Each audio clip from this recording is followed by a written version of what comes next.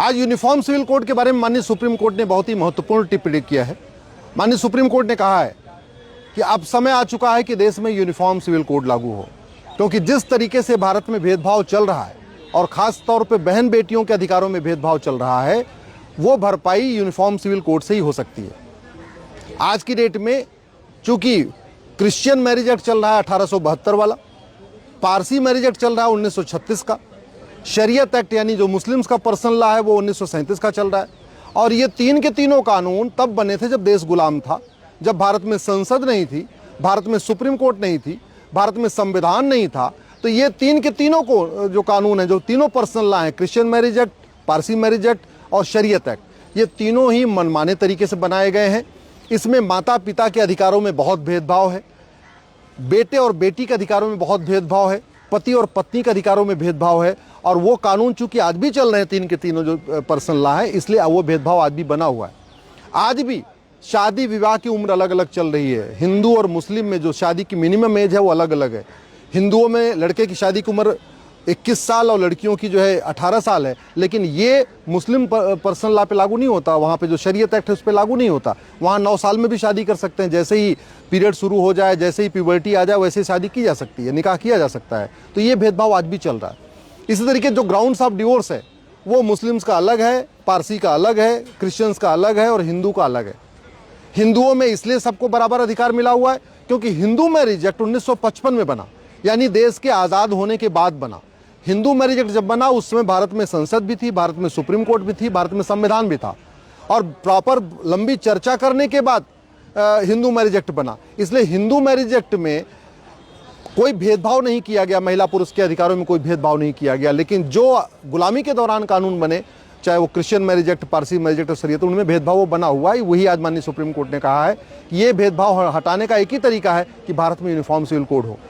आज भी grounds of divorce Hindu मुस्लिम पारसी ईसाई का अलग अलग, प्रोसीजर ऑफ डिवोर्स हिंदू मुस्लिम पारसी ईसाई का अलग अलग है।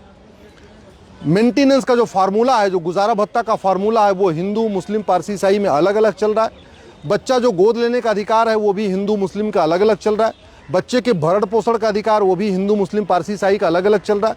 माता पिता की संपत्ति में जो अधिकार है वो भी बिल्कुल अलग अलग चल रहा है। तो सक्सेशन का राइट, इनहेरिटेंस का राइट, वसीयत का राइट, विरासत का राइट, ये जो है ये पूरी तरीके से अलग अलग चल रहे हैं। जबकि ये सिविल राइट है, ये कोई मजहबी मामला नहीं है, कोई रिलीजियस मामला नहीं है।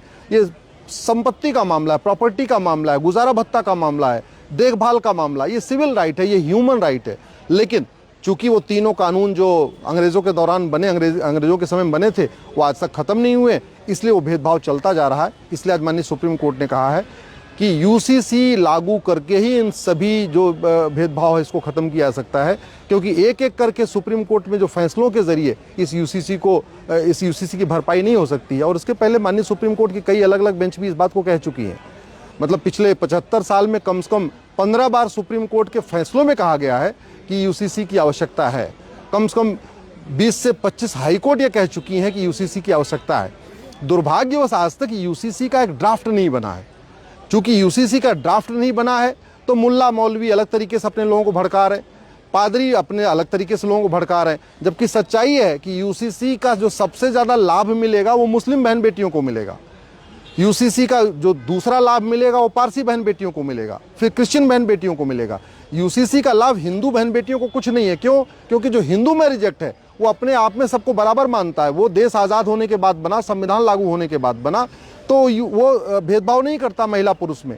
और वैसे भी अब समय आ चुका है कि जो कानून बने हैं मजहब के आधार पर उनको ख़त्म किया जाए और जेंडर न्यूट्रल, रिलीजन न्यूट्रल कानून बनाया जाए। अगर आप मजहब के आधार पे कानून जारी रखेंगे तो मजहब के आधार पे भेदभाव नहीं बंद होगा और मजहबी सोच नहीं बंद होगी। इसलिए यूनिफॉर्म सिविल कोड ज़रूरत है।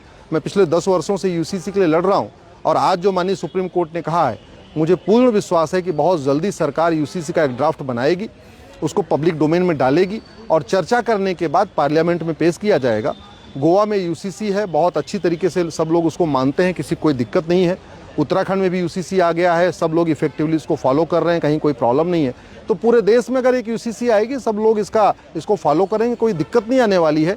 दुनिया के कई देशों में यूनिफॉर्म सिविल कोड है, चीन में यूनिफॉर्म सिविल कोड है, फ्रांस में यूनिफॉर्म सिविल कोड है, अमेरिका में यूनिफॉर्म सिविल कोड है, कनाडा में यूनिफॉर्म सिविल कोड है, ऑस्ट्रेलिया में यूनिफॉर्म सिविल कोड है, ज़्यादातर जो डेवलप्ड कंट्री हर जगह यूनिफॉर्म सिविल कोड है।